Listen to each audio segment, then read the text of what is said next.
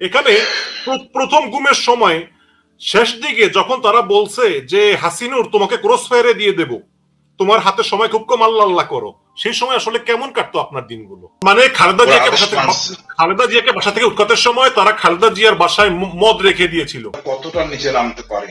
আপনি খালেদা জিয়াকে প্রধানমন্ত্রী মানেন না, শরীর শাসকের স্ত্রী মানেন না, আপনি তাকে দেশ নেত্রী মানতে চান, অসুবিধা নাই। উনি সেক্টর কমান্ডার ছিলেন। ঘোষক মানেন না, একটা মুসলমান বিধবা স্ত্রী তো কতটা নিচে নামতে পারে তাকে ছোট করার জন্য মদের বোতল রাখতে পারে। এই সে আক্তার হামিদ, এই জেনারেল মামুন খালেদ। আলাদা যদি মদ খেতে চায় তো ফ্রিতে থাকবে মদের বোতল, টেবিলে থাকবে, খাটের তলে থাকবে কেন, বাথরুমে থাকবে কেন? এতটুকু বুদ্ধি যদি না থাকে, আমাদের সেনাবাহিনী আমরা বলি হাঁটুতে বুদ্ধি, বড় লজ্জা লাগে বলতে আসলে সত্য, বড় লজ্জা লাগে বলতে আসলে সত্য। আজকে আমি এত কিছু বলতেছি কারণ আপনি আমাকে জঙ্গি বানাই ফেলছেন। 9 জুন এক পত্রিকা আপনি আমাকে জঙ্গি বানাইছেন এই মাসের, আমি কিছু বলি নাই। তারপরে এই সর্বশেষ আপনি 10 জন গুমোয়া ব্যক্তি পাওয়া গেছে, তার মধ্যে 6 নম্বর সিরিয়াল আমার, যে আমি স্ব ইচ্ছায় গুম হয়েছি। আপনাকে ফাইলদামি করেন না, আমি মনে করেন আমি কিছু না, হাবা গোবা ভীতু, আমি ভীতু নাই, মরতে প্রস্তুত। খুব লজ্জা যখন একটা গুম করা বা একটা কু করা প্রক্রিয়া একটা অফিসার করে, আর যখন তা প্রমাণিত হয় এটা কাদের মেয়ের প্রেম কাহিনী, এবং তারেক সিদ্দিকী এই তথ্য দেয় নাই। উনি সকল অনিয়মের হোতা এবং দায়, ওনাকে এই দায় স্বীকার করতে হবে। আমার ফায়ারিং স্কুটে মারেন, কোন সাক্ষী আপনি আনতে পারেন না আমার বিরুদ্ধে। ইভেন জঙ্গিদের, তথাকথিত জঙ্গিদের আনা হয়েছে, তারা বলছে এইভাবে 2 মাস 23 দিন টর্চার করা হয়েছে মালানে এই একে আমার বিরুদ্ধে বলার জন্য, এবং আদালতে বলছে সে 1 মুরগি 2 বার জবাই করা যায় না। এই কর্নেল আমাকে গ্রেপ্তার করছে, আবার কর্নেল আমার কি বলবে করতে, উনি তো ক্ষমতায় নাই। যাও, এইসব পুরনো স্মৃতি নিয়ে এমন মানসিকভাবে খুব বিপর্যয় হয়ে পড়ি। তৎকালীন brigadier lieutenant colonel Ziaul Ahsan, যিনি কিনা র্যাবের ইন্টেলিজেন্স উইং এর চিফ ছিলেন, বর্তমানে এনএমসির মহাপরিচালক মেজর জেনারেল, তিনি অভিযোগ করেছেন যে আপনার স্ত্রী এবং বোন নাকি সন্ত্রাসী। এই ব্যাপারে আপনি বলেন, এবং জিয়াউল আহসান নাকি আপনাকে চোখে চোখে রাখতো, ব্যাপারটা আসলে কি? দেখুন, জিয়াউল হাসানের দুর্বলতা হলো 8 সালের শেষে রাউজানের একজন এমপি তার একজন বিশ্বাস ভঙ্গকারী চেয়ারম্যানকে আমাকে গ্রেপ্তার করে ক্রস ফায়ার করতে বলে। সেই এমপি, আমি কথা শুনিনি, সেই চেয়ারম্যান বলে আমাকে, এই এমপি আমাকে একটা এলএমজি 12টা AK-47 হস্তান্তর করছে। আপনি যে এইসব হত্যাকাণ্ড অভিযোগ দিচ্ছেন তার 3 গুণ আমি হত্যা করছি। আমি দেখলাম অস্ত্র হলো মূল জিনিস সন্ত্রাসীর, ব্যক্তি কোনো সমস্যা না। যেহেতু চেয়ারম্যানের নামে মামলা আছে, আমি আদালতে দিয়ে দিই। এই এমপি আমার উপর চরম ভাবে খেপে যায় এবং জিয়াউল হাসানকে দিয়া ওই চেয়ারম্যান জাফরকে হত্যা করে। জিয়াউল হাসান গর্বের সহিত কোন এক ফোরামে বলে ফেলে, তার সদস্যের একজন আমার বন্ধু ছিল, মিয়ামি হোটেলে কুমিল্লায় খাওয়া দাওয়া করছে এবং তাকে সে হত্যা করে। এটা অন্য গোয়েন্দা সংস্থা জানে। এটা কোন সরকারের নাম? তখন থেকে এটা হলো গিয়ে আওয়ামী লীগ সরকারের প্রথম শুরুতে 9 সালে ওই চেয়ারম্যানকে আমি তো ওই অফারটা অ্যাকসেপ্ট করি নাই, আমার পোস্টিং হয়েছে সাথে সাথে। মানে আপনি চেয়ারম্যানকে হত্যা করার অফারটা অ্যাকসেপ্ট করেননি? প্রশ্ন আসেন, আমরা আমার হত্যা করা, প্রসপেক্ট করা, এই অন্যায় কাজ, রাজনৈতিক হত্যা কোন র্যাবের সিও তৎকালীন 8 সাল পর্যন্ত কেউ করে নাই।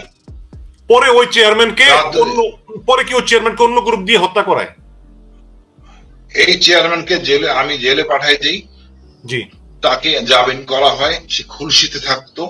এই জিয়াউল হাসান ঢাকা থেকে যে তাকে হত্যা করে, যথার্থ প্রমাণ আছে। ওই চেয়ারম্যানের নাম বলা যাবে কি? হ্যাঁ, ওই চেয়ারম্যান জাফর চেয়ারম্যান, সবাই জানে। জাফর চেয়ারম্যান চট্টগ্রামের রাউজান, সবাই চেনে। চেয়ারম্যানটা ভালো চেয়ারম্যান না, সে হলো সন্ত্রাসী, এমপির সন্ত্রাসী। এখন এমপি সাহেবের কথা সে চেয়ারম্যান শুনতেছে না বিদায় তাকে মারার পরিকল্পনা করে। এবং আমার কাছে নিয়ে আসে, যেহেতু 8 সালের সেপ্টেম্বর মাস সবাই জানে রমরমা আওয়ামী লীগ সরকার আসবেন, আমাকে বলা হচ্ছে এমপির নাম জানি আমি, উনি সম্মানিত ব্যক্তি, ওনাদের নাম উচ্চারণ করতে চাই। আমাদের দেশের এমপিরা যদি সৎ থাকতো, আজকে দেশে এই সমস্যা থাকতো না, সন্ত্রাসী থাকতো না, টাকা পাচার হতো না, দেশ সুজলা সফলা বাংলা সোনার বাংলা হতো। আমাদের এমপিরাই হয়েছে সকল অপকর্মের গোড়া। সব এমপি না, গুটি কয়েক এমপি নিয়ন্ত্রণে থাকলেন।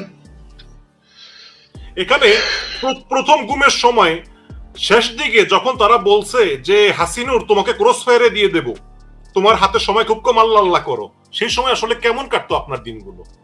আপনি জানতেন সময় নাই না? আপনি তো বুঝেন, আমি বন্দি, আমি মোবাইল করছি, এগুলি রেকর্ড করে আমার এভিডেন্স নিছে, অপরাধ পরবর্তীতে নিছে রেকর্ড করে, মোবাইল ফোনে কথোপকথন রেকর্ড করে, এটা হলো আমার এভিডেন্স। যা হোক, একটা মানুষ 43 দিন ধরে ফ্লোরে শুয়ে আছে, চোখ বাঁধা, হ্যান্ডকাপ লাগানো ফ্লোরে, আর আমার পরিবার কোথায় আছে, কি অবস্থায় আছে আমি জানি না, আমার মূল অভিযোগ কি তাও আমি জানি না। খালি সিটিসেল মোবাইল, যেটা কাদের মেয়ের প্রেম কাহিনী। আমি স্ট্রোক করি, আমি লজ্জায় কাউকে বলি নাই। পরবর্তীতে অন্য একটা গোয়েন্দা সংস্থা ইনভেস্টিগেশন করে আমাকে জানায়, স্যার এই ঘটনা কি ঘটছে? আমি তখন স্বীকার করি, আমার পরিবার জানে না। অনেক কিছু আমি বলতে পারি না। আমার 3 মেয়ে, আমার স্ত্রী ক্যান্সারের পেশেন্ট। আমি সেনাপ্রধানকে বলি, স্যার যাই করেন আমাকে জেলে দিবেন না, জেলে জেএমবি আছে। আমাকে সেই জেলে দেওয়া হয়, আমার সেই জেএমবি সেলে রাখা হয়।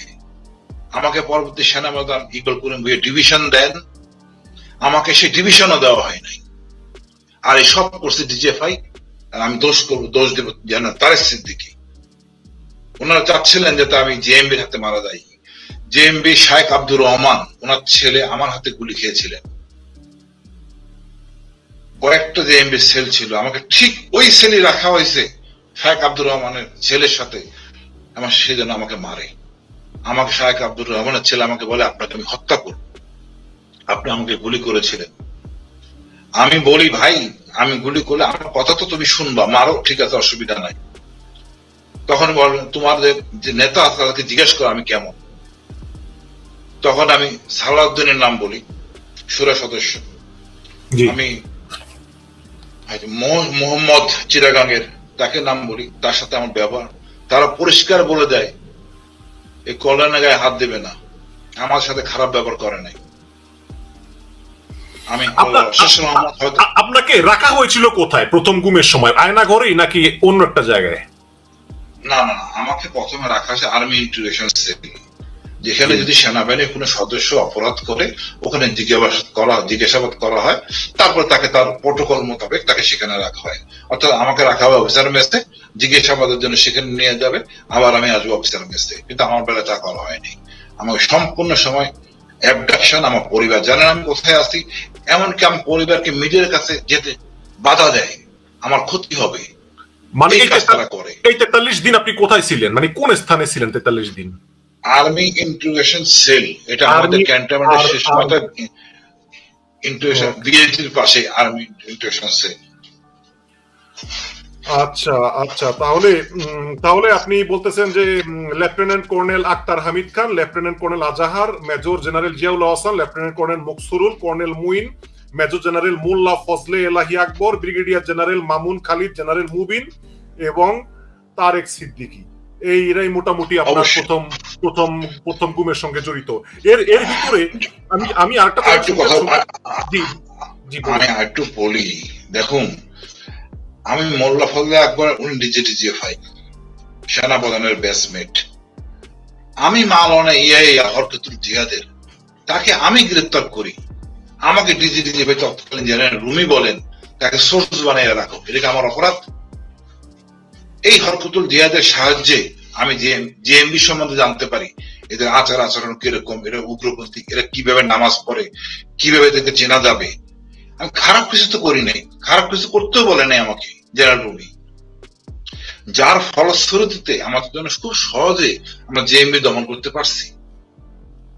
এখন আমি কেন যে হরকতুল জিহাদের সাথে এই ইয়ের সাথে কথা বলি, এই জিনিস ডিজি ভাই যখন বলে উনি জানেন না এই সম্বন্ধে করবো না, ফিডব্যাক পান নাই, এর চেয়ে লজ্জার কিছু নাই। আমাকে তখন বলতে হবে ডিজি ভাই বিএনপি, ডিজি ভাই আওয়ামী লীগ। লজ্জা আমাদের, এর চেয়ে ভালো কিছু নাই। গোয়েন্দা সংস্থা হয় রাষ্ট্রের, কোন দলের না। আজকে আমি এই পর্যায়ে পৌঁছে গেছি, বড় লজ্জা। এদের ভিতরে কোন একজন খালেদা জিয়ার বাসায় মদ রেখে দিয়েছিল এবং সেই ব্যাপারে যদি একটু আপনি বলতেন। দেখেন এরা কতটা নিচে নামতে পারে। আপনি খালেদা জিয়াকে প্রধানমন্ত্রী মানেন না, শরীর শাসকের স্ত্রী মানেন না, আপনি তাকে দেশ নেত্রী মানতে চান, অসুবিধা নাই। উনি সেক্টর কমান্ডার ছিলেন। ঘোষক মানেন না, একটা মুসলমান বিধবা স্ত্রী তো কতটা নিচে নামতে পারে, তাকে ছোট করার জন্য মদের বোতল রাখতে পারে। এই সে আক্তার হামিদ, এই জেনারেল মামুন খালেদ। আমার বিচার আমি চাই না, আমি এই দুইটা বিচার চাই। এই অপরাধ করার জন্য খালেদা জিয়ার সাথে এই হেনতম কাজ কিভাবে সেনাবাহিনী কর্মকর্তা করতে পারে। এর সাথে যারা ছিলেন, ব্রিগেডিয়ার কর্নেল তানভীর সম্ভবত স্টেশন কমান্ডার, ইনশাল্লাহ বিচার হবে। আমি ওরা জুনিয়রকে মাফ করতে আমার আপত্তি নাই। তার মানে খালেদা জিয়াকে বাসা থেকে উৎখাতের সময় তারা খালেদা জিয়ার বাসায় মদ রেখে দিয়েছিল। আচ্ছা আমি শুনেন, খালেদা জিয়া যদি মদ খেতে চায় তো ফ্রিতে থাকবে মদের বোতল, টেবিলে থাকবে, খাটের তলে থাকবে কেন, বাথরুমে থাকবে কেন? এতটুকু বুদ্ধি যদি না থাকে, আমাদের সেনাবাহিনী আমরা বলে হাঁটুতে বুদ্ধি, বড় লজ্জা লাগে বলতে, আসলে সত্য। এখানে দ্বিতীয় গুম হয়েছিল আপনার মানে অগস্টের 8 তারিখে 2018 সালে গুম হয়েছিলেন, মুক্তি পেয়েছেন 1.5 বছর পরে আপনার ফেব্রুয়ারির 22 তারিখে 2020 সালে। তো এখানে নিউ এজ পত্রিকায় একটা প্রতিবেদন লিখেছে 2018 সালের 11ই আগস্ট, মানে আপনি গুম হওয়া 2-3 দিন পরে। সেখানে বলা হয়েছে যে আপনার সাথে চট্টগ্রামের উগ্রবাদীদের যোগাযোগ আছে। এই ব্যাপারে কতটুকু সত্য? আচ্ছা, চট্টগ্রামের উগ্রবাদী বলতে কাই বুঝেন? আমি বুঝি না। চট্টগ্রামে তো উগ্রবাদী প্রচুর। চট্টগ্রামের এইটা একদম ভুয়া কথা। আমাকে গ্রেপ্তার করে জিজ্ঞাসাবাদ করা হয়েছে সেনাপ্রধান জেনারেল আজিজের বিরুদ্ধে। কেন আমি ফেসবুকে কমেন্টসে নেগেটিভ উত্তর দিই? আমার দেশ পত্রিকা ছিল যে কসাই আজিজ সেনাপ্রধান হচ্ছে, সেনাপ্রধান হওয়ার 2 দিন আগে। উনি তো সেনাপ্রধান হন নাই। আমি মনে করতাম লেফটেন্যান্ট জেনারেল মাহফুজ স্যার হবেন, উনি যোগ্য। বাট আজিজ সাথে যোগ্য না তা বলতেছি না, উনি তুলনামূলক অনেক ভালো অফিসার। এখন এখানে একটা পত্রিকায় এখানে কমেন্টস করতেই পারি, উনি সেনাপ্রধান হন নাই। সেনাপ্রধান হওয়ার পরে যদি করি তখন আমাকে ধরেন। আসলে মূল সমস্যা হলো এই যে আজাহার, হামিদ, জিয়া, এদের গোপন জিনিসটা আমি জানি। এই যে কাজের মেয়ের প্রেম কাহিনী, মাননীয় প্রধানমন্ত্রী জেলে গেলে কি একটা লজ্জা অবস্থা করবে। ডিজিএফআই এর মতো গোয়েন্দা সংস্থা, র্যাবের মতো একটা গোয়েন্দা সংস্থা, আর chief security officer, security adviser এই তথ্য নিয়ে বলছেন। তো এটা ধামা চাপা দিলে একমাত্র পথ আমাকে মেরে ফেলা। আমি মরার জন্য প্রস্তুত হয়ে বসে আসছি ভাই, যে কোনো সময় মারবে আমি জানি। বা সত্য বলে দিতে চাই, সব জিনিস সহ্য করা যায়। আমার জঙ্গি বানাইলেন আপনি কুইকলি ব্রিজ পত্রিকা, শিয়াব চৌধুরী, তারপরে বললেন স্বেচ্ছায় গুম। একটা তো লিমিটেশন আছে, ইলাস্ট্রিসিটির লিমিটেশন আছে, এক পর্যায়ে ছিঁড়ে যায়।